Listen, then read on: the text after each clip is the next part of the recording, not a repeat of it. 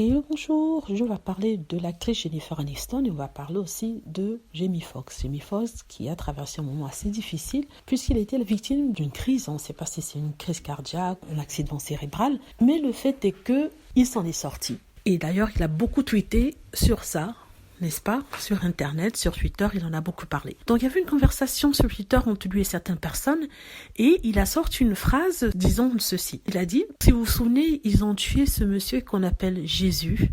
Hashtag fake friend, fake love. En fait, cette phrase faisait référence à un passage de la Bible où quelqu'un avait tué Jésus. Donc il n'a pas précisé qui était il, n'est-ce pas? Mais il faisait allusion à la fausse amitié, aux faux amis.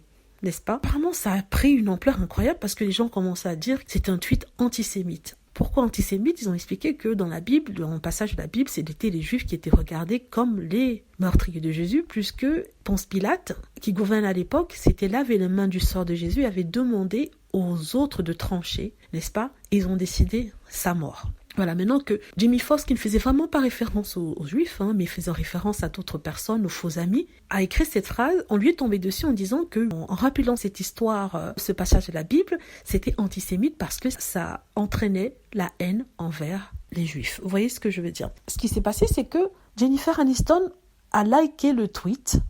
Elle dit qu'elle a fait par accident, qu'elle ne voulait pas liker, elle est contre toutes les haines et contre l'antisémitisme. Elle écrit d'ailleurs dans leur message par rapport à ça. Et maintenant, les gens sont retournés contre elle en disant que non, la phrase de Jamie Foxx est dans un contexte bien particulier, un contexte culturel essentiellement afro-américain.